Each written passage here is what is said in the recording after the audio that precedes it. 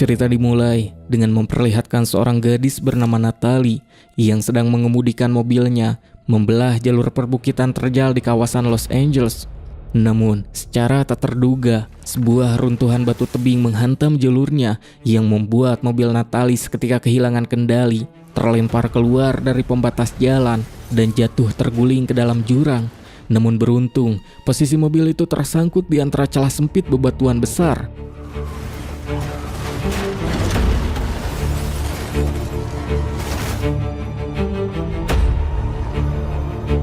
Menerima laporan darurat mengenai kecelakaan tersebut, tim penyelamat udara dari pemadam kebakaran Los Angeles segera bergerak menuju titik koordinat menggunakan helikopter evakuasi. Dan disinilah kita diperkenalkan dengan Ray, seorang kapten pilot penyelamat yang memiliki jam terbang dan pengalaman yang sangat tinggi. Dari kokpit helikopter, Ray mengamati posisi manifest mobil korban yang menggantung berbahaya dan bisa jatuh kapan saja akibat pergeseran tanah. Melihat situasi ekstrim seperti itu, salah satu kru, kita panggil saja Mi-un, akhirnya menawarkan diri untuk terjun menjemput Natalie, hingga Ray dan seluruh kru pun langsung menyetujuinya.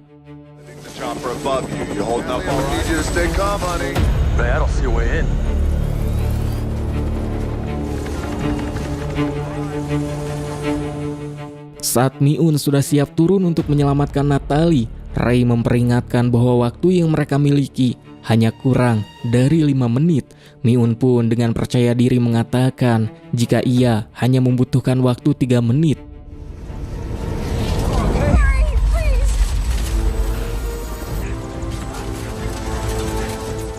Namun, fluktuasi angin lembah yang tak stabil membuat si Mi-un justru ikut terjebak dan terhimpit di celah tebing. Melihat situasi kritis ini, Ray mengambil keputusan taktis untuk menyerahkan kemudi helikopter kepada kopilotnya dan ia sendiri akan turun melakukan rappelling menerobos celah sempit tebing. Mengandalkan kalkulasi teknis dan kecepatan gerak, Ray berhasil memotong sabuk pengaman, merenggut tubuh Natalie dan mengevakuasinya bersama sang rekan.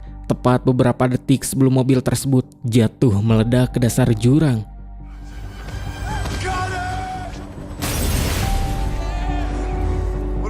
Setelah operasi penyelamatan berhasil, scene bergeser ke kompleks laboratorium California Institute of Technology. Di dalam ruang kuliah, seorang pakar seismologi bernama Profesor Lawrence sedang membedah visualisasi pergerakan lempeng tektonik di hadapan para mahasiswanya. Lawrence menegaskan bahwa secara geografis, kawasan California berada di atas patahan San Andreas, salah satu jalur pertemuan lempeng tektonik aktif paling berbahaya di dunia. Logika Lawrence memetakan sebuah anomali ganjil. Fakta bahwa San Francisco belum pernah dihantam gempa besar dalam kurun waktu yang sangat lama. Dan justru hal itu merupakan indikator bahaya utama. Sebab semakin lama pelepasan energi tertahan di bawah tanah, maka semakin masif pula magnitudo gempa destruktif yang akan meledak di masa depan. Usai kelas, Lawrence didatangi oleh partner risetnya yang bernama Kim. Kim kemudian menunjukkan data seismograf yang merekam rangkaian aktivitas gempa mikro di wilayah bendungan Hoover, Nevada. Pola grafik ini pun sangat mencurigakan karena Nevada berada di luar zona retakan utama San Andreas, meyakini adanya pergerakan magma atau pergeseran lempeng baru berskala besar. Keduanya memutuskan untuk melakukan inspeksi lapangan dan membawa peralatan sensor langsung ke lokasi bendungan. Sementara itu, di sisi lain, Ray kembali ke markas dan bersiap pulang ke rumah setelah menyelesaikan sip tugasnya. Namun, sesampainya di rumah, ia dihadapkan pada kenyataan pahit. Istrinya Emma menyerahkan dokumen tuntutan perceraian secara resmi. Hubungan rumah tangga mereka telah lama mengalami keretakan struktural pasca kematian tragis putri mereka yang tewas tenggelam dalam kecelakaan beberapa tahun lalu. Dan kehilangan itu pun meninggalkan trauma psikologis mendalam yang gagal mereka selesaikan bersama. Di tengah situasi tersebut, putri sulung Ray yang bernama Blake melakukan panggilan telepon. Melalui percakapan mereka, terlihat jelas bahwa Blake berada di posisi dilematis. Ia sangat menghormati figur ayahnya, namun di sisi lain, ia tak mampu berbuat banyak menahan keputusan perceraian kedua orang tuanya. Di lokasi lain, Lawrence dan Kim sudah tiba di lokasi struktur utama bendungan Hoover. Kim membawa unit seismograf portable turun ke dalam lorong inspeksi beton di bawah bendungan untuk mengkalibrasi data frekuensi tanah. Namun tiba-tiba jarum indikator seismografnya bergerak liar, memotong batas aman, merekam lonjakan energi yang sangat tak normal. Belum sempat mereka melakukan analisis data, gelombang gempa tektonik berkekuatan 7,1 skala Richter langsung menghantam fondasi bendungan. Retakan struktural yang masih pun mulai menjalar cepat membelah dinding beton penahan air. Suasana berubah menjadi chaos total saat material beton mulai runtuh satu persatu. Kim yang berada di koridor bawah tanah berusaha melarikan diri mendaki tangga darurat menuju permukaan, hingga tepat ketika langkahnya hampir mencapai batas aman dek atas.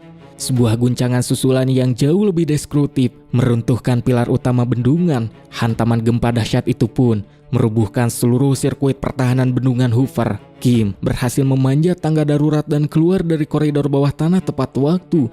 Namun, situasi di permukaan sudah berubah menjadi titik epicentrum kehancuran, dan di tengah kepanikan massal, Kim melihat seorang anak kecil yang terjebak di jalur reruntuhan material beton. Tanpa memperdulikan kalkulasi keselamatan pribadinya, Kim melakukan manuver cepat untuk merenggut dan melarikan anak tersebut dari zona bahaya. Tindakannya itu pun berhasil menyelamatkan nyawa si gadis kecil. Namun, di detik yang sama, kegagalan struktural bendungan memicu jebolnya jutaan kubik air raksasa. Gelombang air bah langsung menghantam posisi Kim dan menyeret tubuhnya hingga lenyap ke dasar lembah.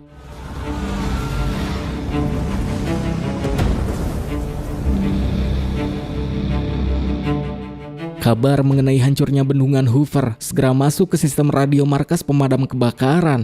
Ray diperintahkan membatalkan cutinya untuk kembali memimpin unit helikopter evakuasi, di mana sebelum lepas landas, Ray mendatangi kediaman Emma terlebih dahulu untuk menjemput Blake. Setibanya di sana, Ray dihadapkan pada fakta baru bahwa Emma telah menjalin hubungan komitmen dengan seorang developer kaya bernama Daniel, dan mereka berencana untuk menikah setelah proses penceraian selesai. Di sini, Ray gagal menyembunyikan kekecewaan emosionalnya yang memicu friksi kecil di antara mereka sebelum akhirnya ia pamit kembali ke hanggar. Call me when you get there. I will. Sementara itu, Daniel mengajak Blake terbang menuju San Francisco untuk mengamankan diri di gedung kantor miliknya. Akan tetapi karena ia harus menghadiri rapat koordinasi pembangunan, Daniel pun meninggalkan Blake di ruang tunggu korporat. Di sana, Blake berinteraksi dengan pria bernama Ben, seorang insinyur muda asal Inggris yang sedang mengantri wawancara kerja bersama adiknya yang masih remaja bernama Ollie. Sifat Ollie yang sangat suka yeping pun dengan cepat mencairkan kecanggungan yang membuat Blake perlahan merasa nyaman berada di dekat mereka. Mr. Taylor? Sit still and no talking. Before it. Ollie! It's exactly Ben Taylor. Di laboratorium Caltex, Profesor Lauren sedang berada di tengah siaran langsung wawancara bersama dua jurnalis televisi. Lauren memberikan analisis taktis bahwa anomali gempa Nevada mengindikasikan adanya pergerakan energi masif yang sedang merayap sepanjang jalur patahan San Andreas. Di tengah argumennya, dua asisten riset Lauren tiba-tiba berlari masuk membawa lembar cetak data seismograf terbaru. Bukannya menurun, grafik tekanan lempeng di bawah tanah justru mengalami lonjakan eksponensial yang sebenarnya juga gempa Nevada sebelumnya hanyalah getaran awal. Lauren pun segera menarik kesimpulan ilmiah bahwa gempa megatrust bertekanan di atas 9 skala Richter akan menghantam daratan utama dalam hitungan menit, di mana ia pun segera mendesak produser TV untuk segera menghentikan siaran dan memancarkan sinyal darurat ke seluruh wilayah. Whole chunk of land is connected. What if it was a precursor movement? Yes, that's exactly what I'm saying. Everybody.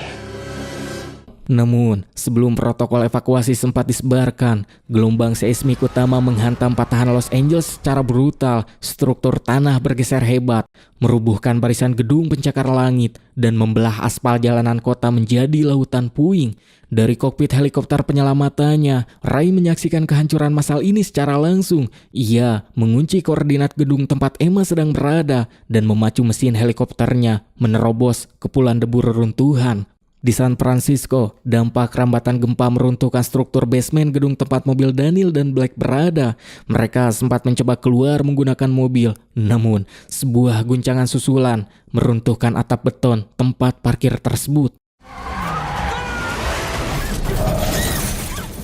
Daniel berhasil keluar dari kabin tepat waktu, namun kaki Blake kegencet kursi depan yang tertimpa oleh bongkahan beton besar yang mengunci posisinya di dalam mobil yang mulai ringsek. Dan disinilah karakter pengecut Daniel terlihat. Alih-alih melakukan tindakan penyelamatan, ia panik dan memilih lari meninggalkan Blake sendirian di dalam kegelapan basement untuk menyelamatkan nyawanya sendiri. I'll be right back. Daniel, don't! Please don't leave me. Setelah Daniel berhasil keluar dari basement parkiran, sebuah dinding pembatas tiba-tiba runtuh tepat di depannya. Juga di momen yang sama, Ben dan Ollie yang sedang mengevakuasi diri berpapasan dengan Daniel. Ben pun langsung menanyakan keberadaan Blake, namun menunjukkan ego ekstrimnya. Daniel berbohong dan terus berlari menjauh tanpa memperdulikan kondisi Blake yang masih terjebak di bawah tanah. Sementara itu di Los Angeles, intensitas bencana mencapai level maksimal. Akibat ledakan pipa gas bawah tanah dan kobaran api yang meluas, Ray pun mengemudikan helikopternya memutari sektor gedung tempat Emma terjebak, menyisir atap demi atap untuk mencari tanda kehidupan. Di saat yang sama, di tengah reruntuhan interior, Emma berhasil merangkak naik menuju dek observasi atap gedung, meyakini bahwa insting Ray pasti akan membimbing mantan suaminya itu datang ke koordinat tersebut. Hingga dari atas dek, Emma menyaksikan visualisasi mengerikan kota Los Angeles yang runtuh total ke dalam tanah. Hingga di detik yang kritis, pandangan mata Ray pun berhasil mendeteksi siluet Emma dari kejauhan. Namun tepat ketika Ray bersiap melakukan manuver untuk mendekati atap, kebocoran pipa gas tangki utama gedung tersebut memicu ledakan berantai, menyulut kobaran api raksasa yang langsung melalap struktur tempat Emma berpijak. Menghadapi resiko turbulensi udara panas yang ekstrim, Ray melakukan manuver ekstrim, menyeimbangkan helikopternya hanya beberapa meter dari dek observasi. Sambil menahan kemudi, ia menjangkau dan merenggut tubuh Emma, mengevakuasinya ke dalam kabin. Tepat di detik yang sama saat fondasi utama gedung tersebut runtuh total ke tanah.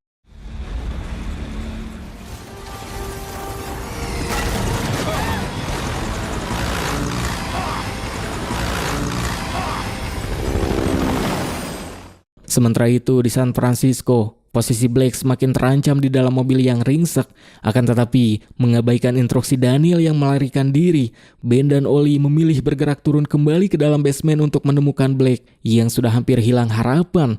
Menggunakan besi dongkrak sebagai pengungkit, Ben bersama Ollie pun mengerahkan tenaganya untuk mengangkat bongkahan beton struktural yang menjepit kaki Blake. Hingga akhirnya mereka pun berhasil membebaskannya.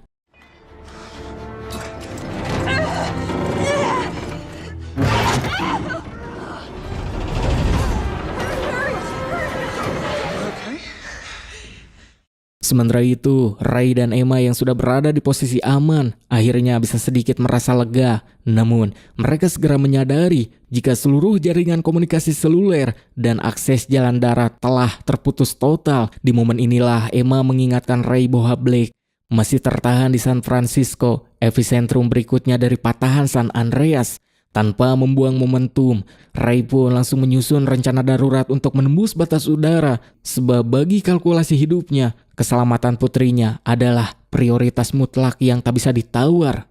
Di laboratorium Caltex, grafik pada layar monitor Profesor Lauren menunjukkan anomali yang semakin mengerikan. Akumulasi tekanan tektonik di sepanjang patahan San Andreas tak mengalami dekompresi, melainkan malah berlipat ganda secara ekstrim. Lauren pun menyadari gempa utama berskala megatrust sebenarnya belum meledak.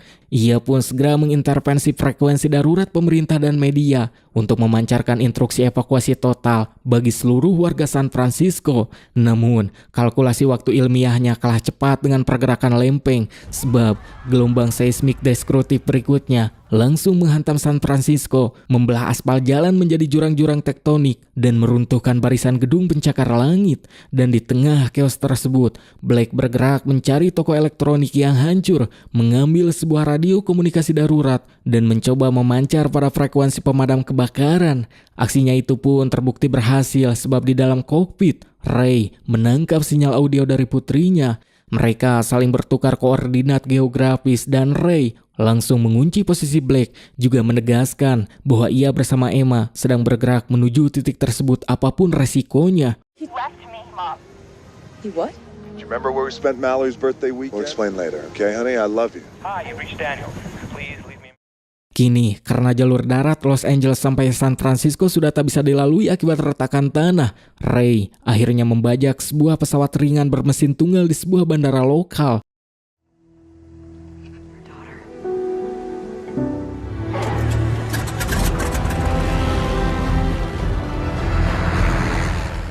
Saat mereka tiba di langit San Francisco, mereka melihat fakta jika bandara kota itu sudah hancur parah. Ray menyadari jika pesawat mereka tak akan bisa mendarat di bandara, dan di tengah situasi yang semakin kritis, Ray melihat sebuah lapangan bola yang menurutnya tepat untuk mereka mendarat. Akan tetapi, menurut perhitungannya, Ray menyimpulkan jika pesawat itu tak akan bisa mendarat di sana. Mereka pun akhirnya membuat keputusan nekat dengan menggunakan satu parasut yang tersedia di pesawat untuk mereka mendarat di tanah.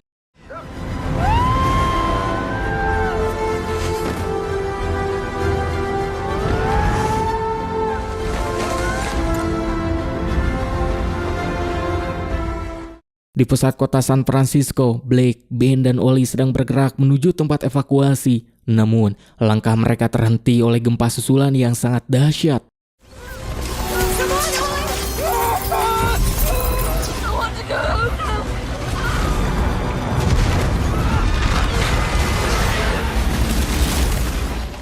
Di sisi lain, Ray dan Emma mengemudikan sebuah kapal air agar mereka bisa lebih cepat sampai ke lokasi Blake berada. Namun, begitu Ray dan Emma berhasil mencapai wilayah pesisir Teluk San Francisco, pandangan mereka langsung menangkap anomali alam yang jauh lebih deskriptif. Gelombang gempa masif di dasar laut baru saja memicu mega tsunami.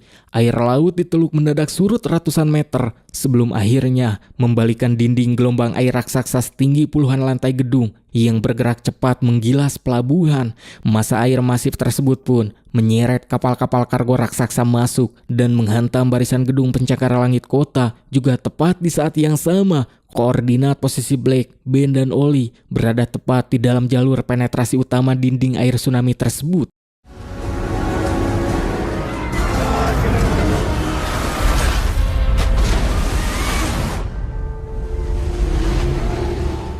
Mega tsunami itu pun resmi menggilas San Francisco, mengkonversi seluruh distrik finansial menjadi lautan kehancuran. Juga massa air menyeret kapal-kapal kargo masuk ke koridor jalanan kota, sementara fondasi gedung pencakar langit runtuh satu persatu akibat hantaman hidrolik air yang sangat ekstrim.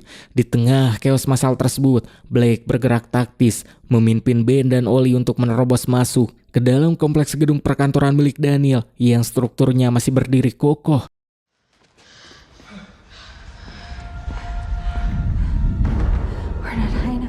Mereka pun berhasil mengamankan diri di lantai atas. Namun, ancaman belum mereda sebab debit air bah terus merayap naik menembus tiap lantai. Sementara di luar jendela, gelombang susulan terus mengikis integritas struktural bangunan.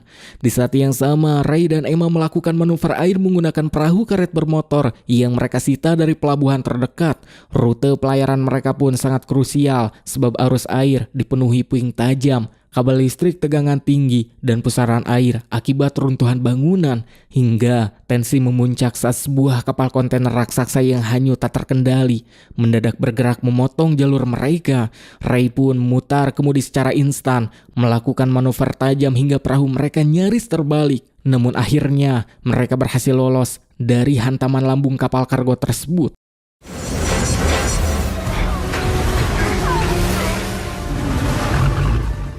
Di dalam gedung, Blake terus menjaga fokus mental Ollie yang mulai diserang shock psikologis. Di tengah tekanan maut yang konstan, koordinasi taktis antara Blake dan Ben justru membuat hubungan mereka terkunci semakin solid. There are a few towels in here.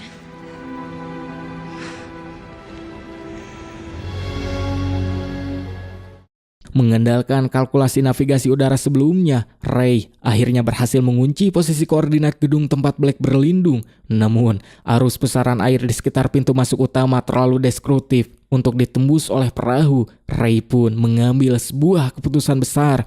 Ia menyerahkan tali kendali perahu kepada Emma. Lalu, ia melompat ke dalam arus air bah untuk berenang solo menembus reruntuhan interior bangunan.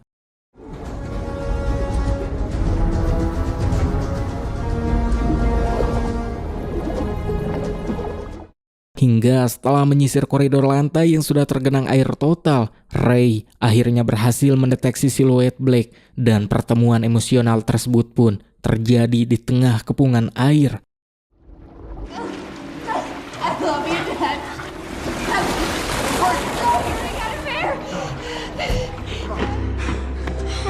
I'm going back for her. Okay? Namun, sebelum protokol evakuasi sempat dieksekusi, gempa susulan kembali mengguncang patahan San Francisco. Guncangan ini meratakan pilar penyaga gedung, memicu keruntuhan langit-langit beton, dan mempercepat laju masuknya air. Hingga di tengah manuver menyelamatkan diri, sebuah arus balik menyeret tubuh Blake ke dalam jebakan ruang bawah tanah yang terendam air total. Ray langsung melakukan manuver selam taktis tanpa alat bantuan oksigen. Ia menerobos celah besi yang ringsek, merenggut tubuh Blake yang sudah tak sadarkan diri, dan menyeretnya naik ke permukaan dek perahu Emma.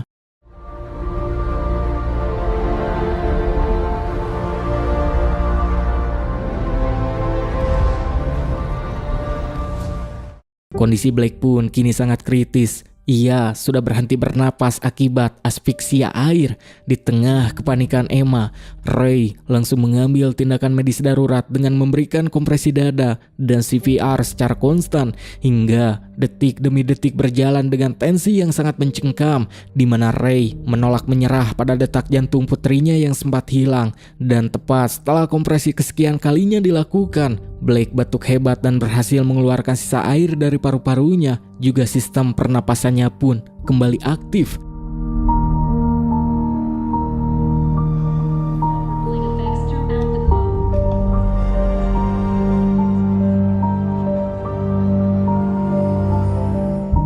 Singkatnya, Ray, Emma, Blake, Ben, dan juga Ollie sudah berada di titik zona evakuasi militer di perbukitan Marin County yang aman dari jangkauan tsunami. Mereka akhirnya bisa bernapas lega, dan dari titik ketinggian itu, mereka semua pun menatap sisa visualisasi kota San Francisco yang telah hancur total dan rata dengan tanah.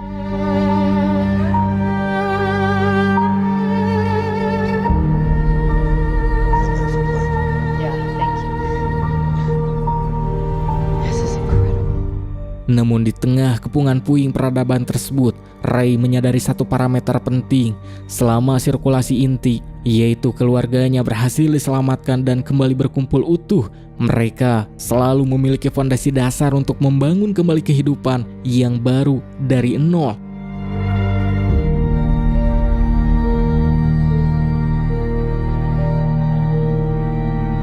Tamat.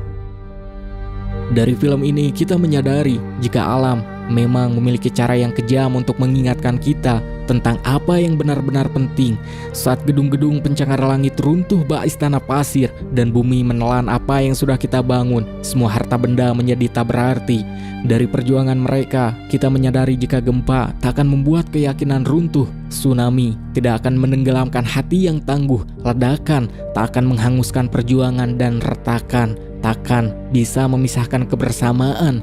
Juga di ujung kehancuran itu, mereka semua menyadari bahwa rumah bukanlah sekadar sebuah bangunan, melainkan rumah adalah orang-orang yang kita cintai.